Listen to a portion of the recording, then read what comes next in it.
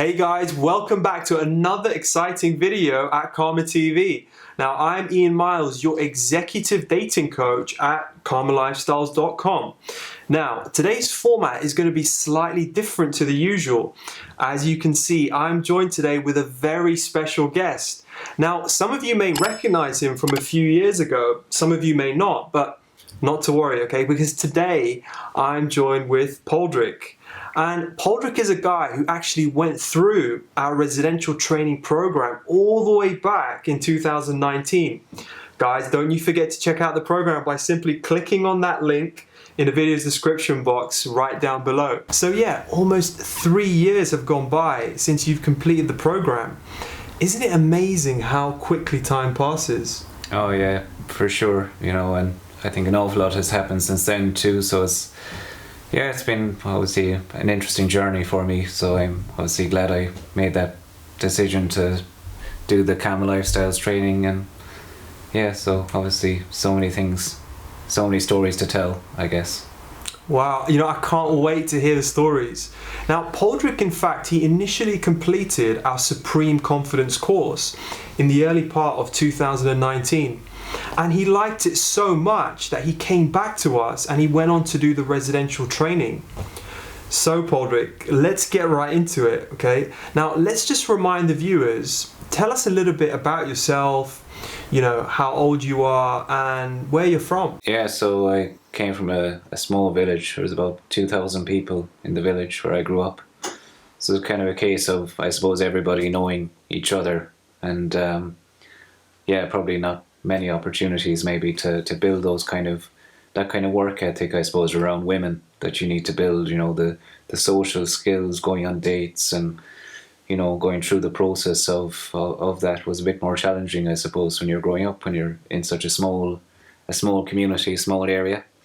But so obviously it was exciting for me to make the change and to see a different side of life and a different possibility. And obviously Karma Lifestyles opened a lot of, I would say, new opportunities in dating, definitely. So that maybe I wasn't aware of before, and maybe didn't realize if it was even something that could be done or was real, because obviously it's one thing maybe watching the videos, but then to see it in person is a completely different story, isn't it? Now, Poldrick, tell me, how was life for you before you approached us at Karma Lifestyles? Can you talk a little bit about that? Yeah, no, that's obviously a really good question, Ian Miles. I suppose I'd have to maybe think a little bit, I suppose, because obviously a lot has happened since I came to Karma Lifestyles, as I said before, and even trying to associate with how I was before is even challenging now.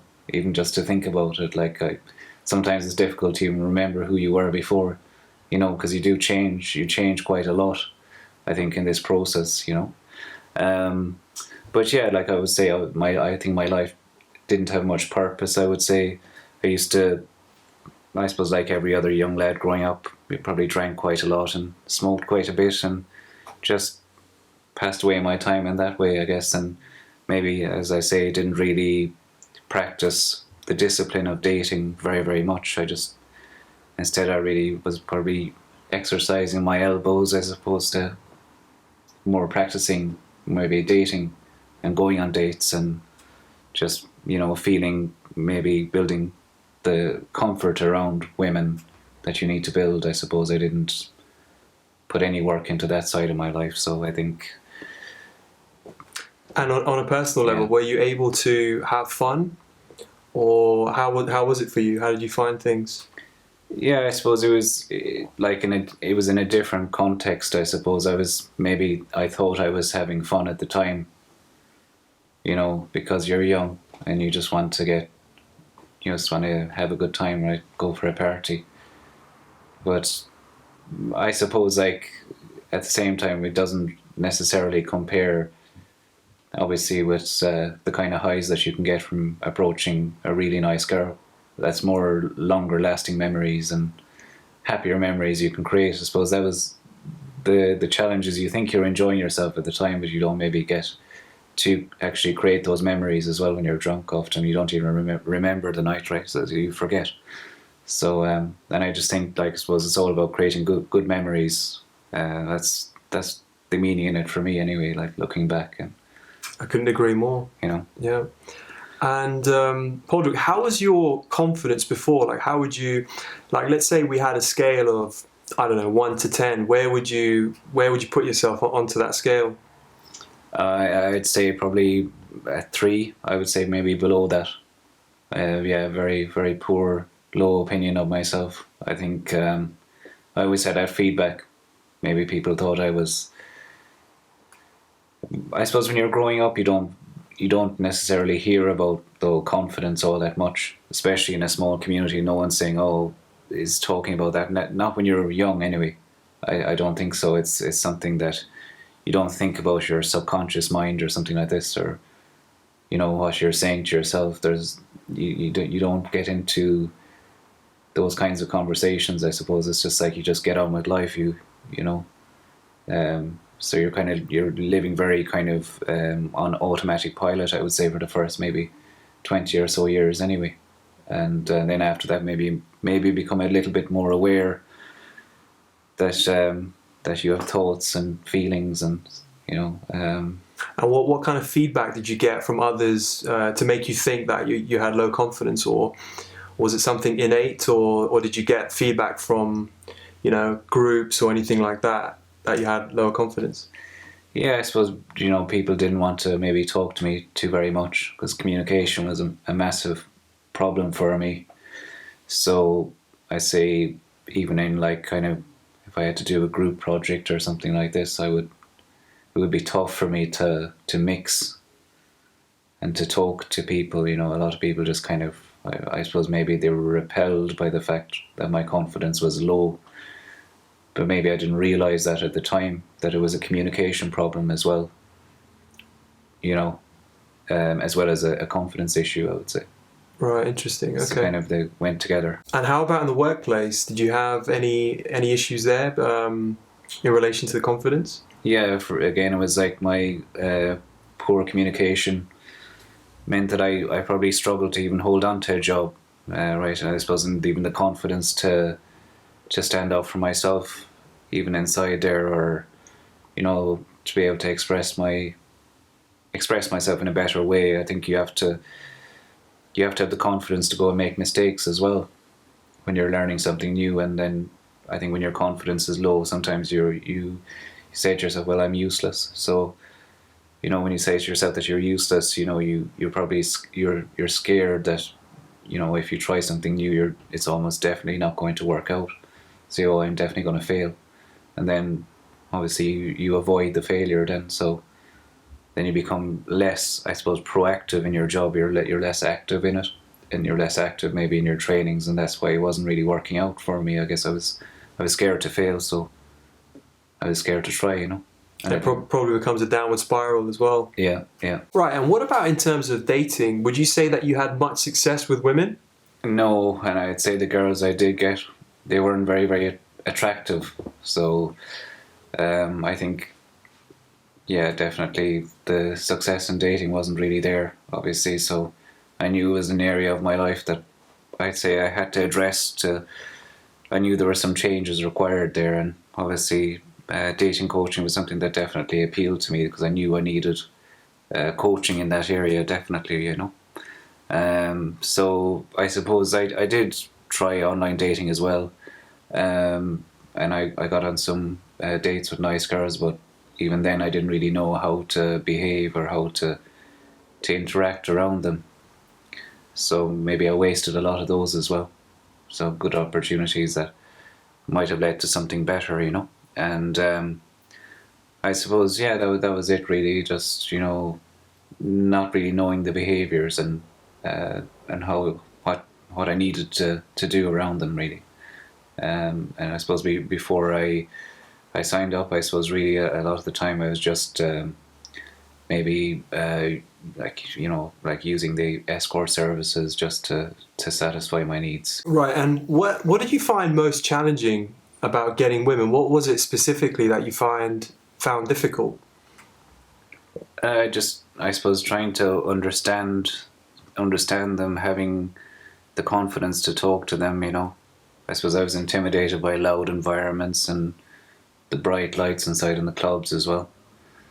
So I used to just go in, probably instead of facing that anxiety, I would just stay at the bar counter and stay drinking for the whole night until I couldn't drink anymore. So yeah, it was just kind of I suppose a classic case of escaping the anxiety of socializing with them as well. And so that was my experiences of the clubs. And you know, like, I suppose even like gaining an access to those girls as well. Obviously you need to approach them, and when you're in the clubs, and I wouldn't even dream to do that. So yeah, that was kind of, it felt to me like it was like climbing Mount Everest, or it was just felt like it was impossible for me to ever have a conversation with one of them, you know. You must have encountered some pretty girls. Oh yeah. In a few clubs, yeah. Yeah. And what were your thoughts at the time? How did it feel? I just thought to myself, like, I suppose a feeling of shyness would overcome me, and maybe just I suppose anxiety and fear from talking to them, you know. Again, it's like the maybe what was going on when I was in the workplace with my low confidence. I think this all comes into it. Like, you feel like, you know, she'll never go for me, or, you know, I would believe that, you know. And then, well, I would say to myself, well, if I go up and I talk to her, she'll almost definitely respond in a kind of in an unfriendly manner, I would say. Mm-hmm. So then it's like you don't even bother to introduce yourself then, because what's the point if she's definitely going to be, you know, not friendly to you or not nice. You know, you're not going to go and put your hand into the fire, I guess. You know, you want to avoid from those experiences, those negative experiences, and especially when you don't have the confidence. Probably don't, you know, when your confidence is low and then you get rejected, it's very can be very debilitating for you, probably too. Well, in your mind anyway, mentally, you know. That's how I was, I suppose, thinking. I understand. That I was just one of those guys that they would never go for, you know, that kind of way. So what's the point, right? Right, let's move the clock forward to when you did the training with us. Now, Padraig, tell me, how did you get on with the residential training program? Yeah, it was an amazing experience, Ian, I have to say. Definitely makes life more interesting, I would say, for sure. And it definitely completely changed my reality. So I would say it was obviously it was a real pleasure being around the guys and just to see, you know, how they do things, how you guys approach women, and obviously I suppose the memories you create then just from taking that chance or taking that risk, you know, to go up and say hi or introduce yourself. You realise anything is possible, you know. What did you find unique about being with us? Was it the lifestyle, or, you know, the mindset? How you and Emre carried yourselves, you know, the frame was just so strong. And it was interesting to see, I suppose, how no matter what happened, no matter what anyone said, that frame wasn't going to change or to crack, you know. So I suppose what I found really interesting really was like, when, you know, when maybe some people see like there's like a pressure to perform socially. So it's like I felt like the more pressure that was on you guys, like the more relaxed you seemed to get, or what I perceived as being more challenging, or maybe what would be a trigger for a normal guy, you know, might blush or go red or retract or go quiet or something. It was like, I felt for me anyway, like that was probably obviously a mindset thing, that he seemed to be able to relax more, you know. So you were more calm than those, I suppose, bubbly girls, you know, those. And I suppose it gave me an insight into how I could be just relax, you know, when you're talking to them. Yeah, and I suppose it's like, you know, people go on like maybe a holiday to Spain or something to have good memories, but I think this one is like maybe 5 or 6 holidays packed into one in many ways, you know, because you're just getting so many experiences that would never have been maybe possible if I didn't decide, to come and meet up with you guys. I would never have, I suppose, spoken to any of those girls, or had any of those, those experiences of, I suppose, bringing them back to the hotel and all that kind of fun stuff as well. Having the attractive girlfriend in your life, all that became possible obviously because of just deciding to go on this holiday, I suppose, whatever you want to say.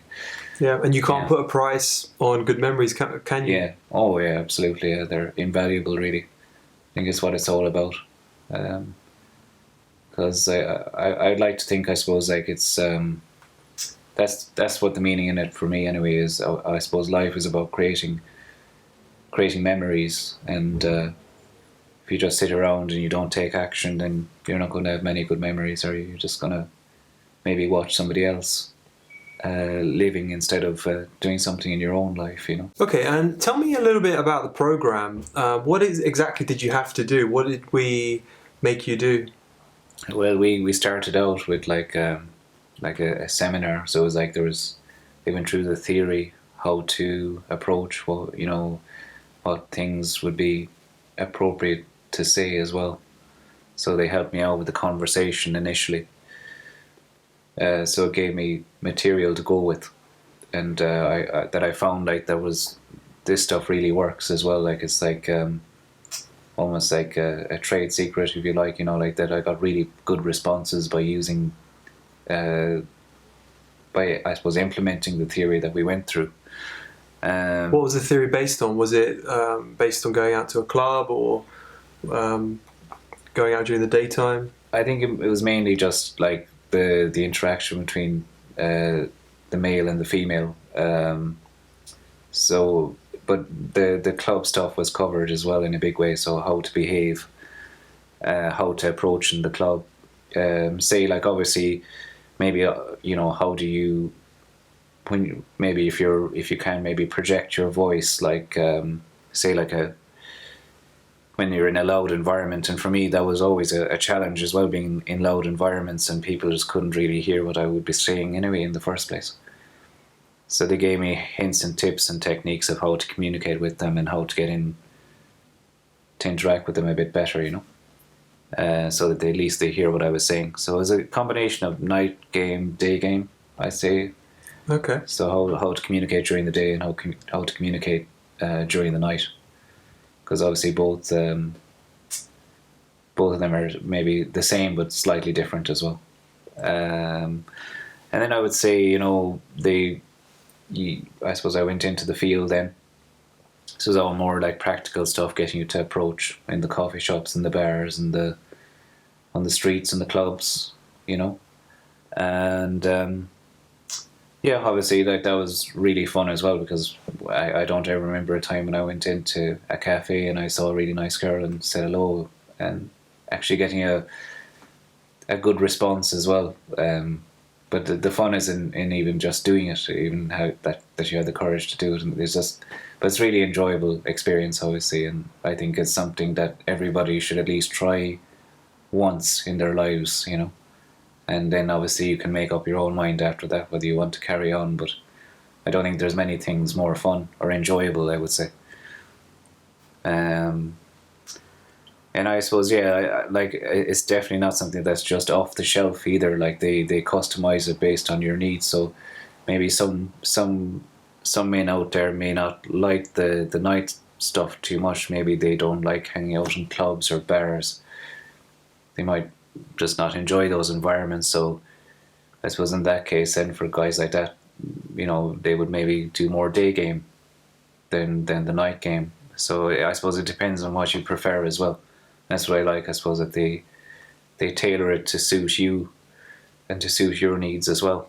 So, and I think that's very important. Obviously, they made approaching a lot more easy as well, because when they're around you, you feel more safe and you're more, you feel like you have the permission to make mistakes. You're not so worried about, it's just like having a cloak around you, obviously, that confidence that gives you as well, just being in the company of, yourself or Emery out there, like around women. Like it's a unique experience, and you just remember that feeling, you know. And yeah, once you go into those emotional states, I suppose you can always get back there and you can recreate that for yourself. But I suppose unless you actually go and hang out with a dating coach like maybe Emery or Ian, it's challenging to have those experiences, I suppose, to create them on your own, you know. I suppose like seeing the demos that you were doing in person was amazing, because obviously I could hear what you were saying to them as well. So that gave me some great inspiration too, of like how I could replicate the way in which you were communicating with them. I think that's very important that I saw that, and I think that gives you real merit in the program, because you know, like it'd be one thing if you were telling me to go and approach these girls and, you know, talk to them in this way, but if you weren't getting those good reactions yourself, then it would be very, you know, challenging to. But it's as real as it gets, is what I would say, you know. And you see it with your own eyes as well, don't you? You do, yeah, you do. Yeah. And I suppose by hanging out with you and Emery, it made it easier for me just to take action and to do my first approach, and then many more obviously after that. But the first one was quite interesting. But it's just having that, I suppose, the presence of yourself, or the presence of having Emery there as like a cloak around you, is like a safe environment, I would say. So what are the differences between, you know, watching videos online and doing it in real life? I just think you don't get to see, like, maybe you don't get to see it for real. So when you don't see it in person, like maybe you don't quite believe that it can be done. So it's like maybe the example with Roger Bannister, you know, like when he ran his 4-minute mile, like then how many more people did it afterwards, because, well, the mindset changed. They saw what could be done. So I think it, like, by seeing it in person, it opens your mind a lot more, I would say. Right, and now for the $1 billion question, Padraig. Did you have fun? Yeah, definitely. I definitely had a lot of fun. I would say it's an experience you will enjoy. It's if you go and do it, it's like it's a holiday. I would certainly recommend you go on. And it's a holiday you'll never forget. That's how I would describe it. It's like going to Vegas or something like this. You know, it's an exciting, it's a very interesting experience, I would say. You learn as well, I suppose, how to have fun. And I suppose, and some people have never had fun before in that way as well. Like it's something you have to try it to believe it and to understand it, and maybe how it can feel as well. Because obviously the intimacy that you can have in this experience, maybe you would never have had if I didn't try this. And obviously that kind of intimacy is I don't think life gets any better than that, really. So it's something you'll enjoy for sure. And I suppose it's more of a thing about you. It's self-discovery as well. You'll find out more about who you are in that process too, because it's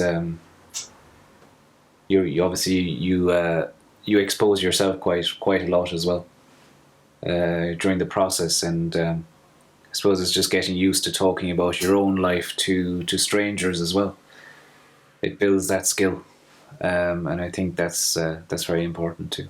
And you're expressing your identity and of and course, who you are. yeah, and you get more comfortable with who you are as well, and maybe more accepting of yourself. Right. How did you find the coaches and their coaching abilities? Yeah, I would say the coaches were awesome, in fairness. You know, I'd say they're very professional and down to earth, and I would say they're very friendly as well. So I think they understand you, and they definitely exceeded my expectations anyway. That's great to hear. That's really good. So I suppose, unlike other companies out there, you actually train with the YouTube personalities like Ian Miles and with Emery. Like, obviously a lot of companies maybe that you would train with, you might just get like they might claim that you're going to meet the main trainers, but it's often lies. You never meet them, so they'll give you some, maybe like a junior trainer, and let's see, I think they're the real scammers, you know. But not these guys here. Obviously at Karma Lifestyles, I think they will show up, and you will get the experience with the main trainers, as I say. And also, I'd say the training is very private as well. So it's one-on-one. Like, you're not like ram-packed into a load of random guys. It's not like a conveyor belt. It's very, I would say, personalized to your needs. So and to your weaknesses as well. So they work quite a bit with that. And I would say what's also great is the fact that the guys are so different, and I suppose you get very different perspectives here as well. I think the trainers are very passionate with what they do as well. So what do you mean by different perspectives? Could you elaborate a little bit about that? I think it's like it's maybe they tend to understand where you're coming from, maybe your background. You feel like that they're on the same page as you are, and they know, I suppose, how you're experiencing maybe interactions around you, and it feels like they know what it's like to be in your shoes, if that would make sense. And then it's like, maybe then the things they recommend are things that I feel, well, yeah, I can definitely do that. That would be, they're not asking me to do something that's kind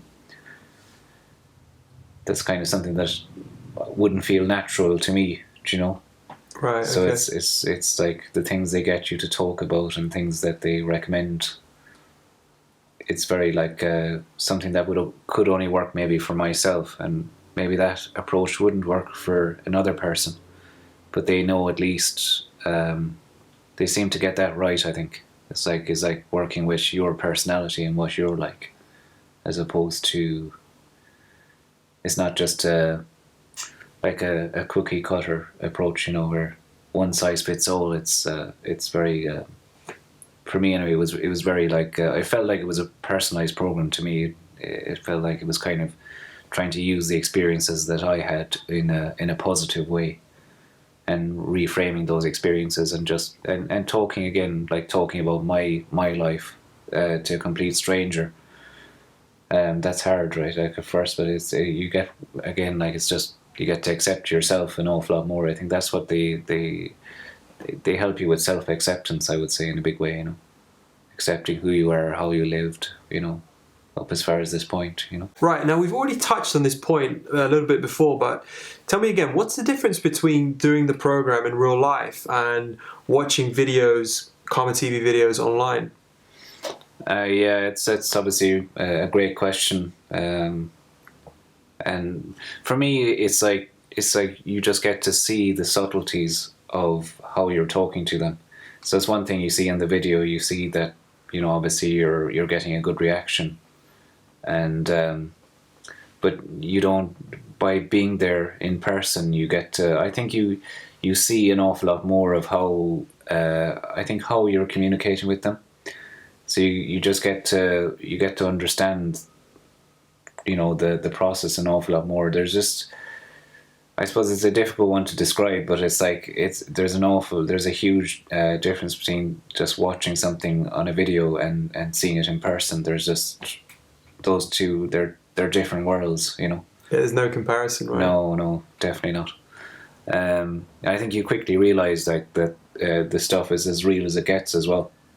So like I think your brain needs that kind of proof as well sometimes to really solidify it as an idea in your head. And I think a lot of people watch Gene Miles probably and they think like, oh, what he's doing is like staged, you know. But I realise how absurd that is now, obviously, because I've seen it myself. Do you mean in the infields? Yeah. I obviously can see now like that.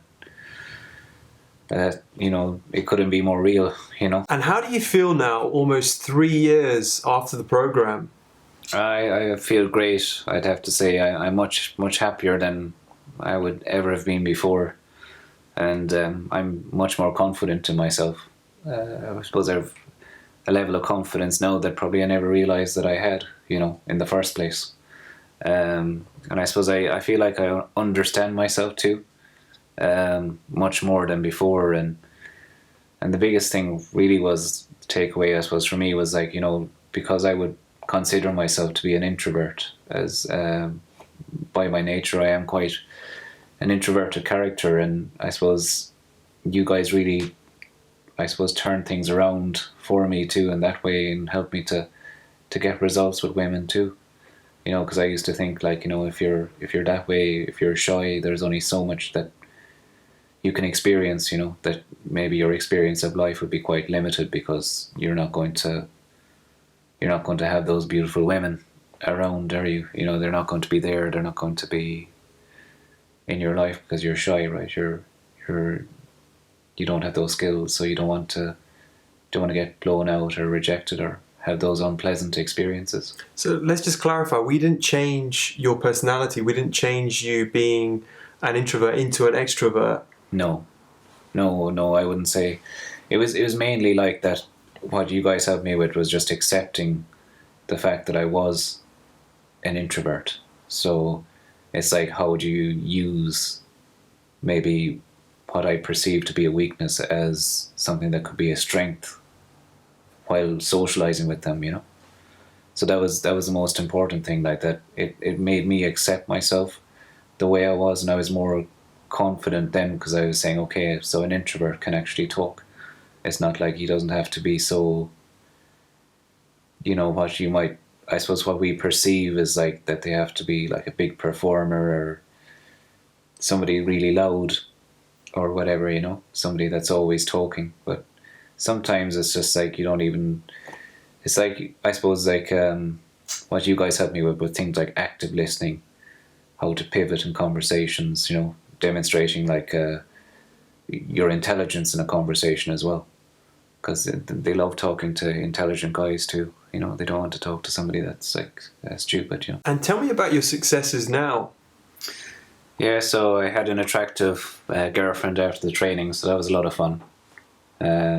Just having those feelings, I suppose, of that kind of intimacy again it was interesting for me, I suppose. And yeah, just as well, like, having things like I had managed to get a threesome recently. So again, this stuff would never have been possible if I didn't learn those kind of social skills that are required. So going into a nightclub and pulling two women out of there and getting them back to your apartment that's as good as it gets, really. So I suppose like I would say I get regular hookups, and I can get into a relationship if and when I want to as well. So I'm more in control of that process, which and I suppose that's the benefits of the training as well, that it gives you control over your dating life as well, a lot more. Right, now what's your opinion on the dating apps now? Would you ever go back to them? Well, I certainly wouldn't. No way. I definitely would not. I'd say don't even bother with that side of things, because to me it's like it's about self-development, and I'd say that with the dating apps you don't get any of that. To me it's like you're not actually you're not really socializing. So like when you're approaching women, you get to develop yourself as well. Like you're actually doing like public speaking, even without realizing it. You're speaking in front of groups and speaking in bars and clubs. So you're getting a lot of personal development. You're really working on your social skills. So there's a lot of carryover into other areas. Yeah, so it helps you in your work as well, of course. It's like you're developing that side of yourself, so you know then how to build relationships an awful lot better. So that it affects every area, whereas when you're operating with the dating apps, like you're just really like it's not a genuine conversation. You're not actually socializing. And to me, like I suppose a lot of the social media nowadays, at least to probably a lot of the mental health issues that are out there as well, like a lot of probably comparison modes that people draw against maybe their friends. Maybe I'm not tall enough, I'm not this enough, I don't have, this nice, picture to share. Maybe I don't, people are always, maybe they filter themselves in too much, and then they probably rule themselves out of dating as well. And then what I found too, like, is like I might have some nice girls in my phone who are talking to me on the app, but it's not like that those girls are even there. They're just, they're talking, yeah, like, but you might never meet those girls. You may never speak to those girls. So what's the point, So that's just the way I see it. So I think as well. I think the apps are very, very competitive, as well. Mm. Whereas when you're approaching in person, there's no competition really. Like there's not many guys can do it. Basically, they don't have that kind of confidence, or they just haven't built that discipline yet of how to introduce themselves in that way. Because I think these millennial guys are experiencing an awful lot of anxiety now in terms of talking and putting themselves out there. So they're just kind of hiding behind social media. And I think that's why we have a big probably issue with depression and anxiety today, maybe. Yes, that's a very good point, yeah. So yeah, and I'd say I think apps as well, probably, plus most of them, I think for me anyway, it's a bit unfair as well, because I think there's like an algorithm out there that kind of controls them too.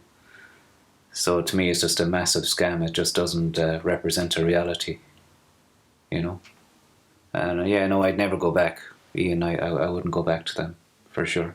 And I wouldn't recommend anyone. Okay, and how about in your professional life? How would you say that our courses, like the residential training program, how have they impacted you there? I think it gave me the confidence to communicate better with the people around me at the workplace. So that was very important in terms of learning new skills and to get better at the job, because I think you need the confidence to make mistakes, and you also need the confidence to communicate with others around you. And I suppose the trainings as well really helped me to create good relationships too, in such a way. Like, I think likability is very important too when you're working with others, and I think it helped in terms of that, just bringing the personality out. Like, they kind of give you more leeway then, maybe more leeway to you, like if they actually like what you're about and you've made an effort to get to know them and to just show your true colours to them. So you have more opportunities? Yeah, exactly. And they respect you a lot more too, because they know you're not kind of faking it, You're not pretending to be something you're not, because you've got more confidence to just, like I say, show your true colours, I would say, who you are, like, as a person. What did you get into career-wise? I did a sales job, and yeah, it was obviously challenging, at first, especially because it's never easy.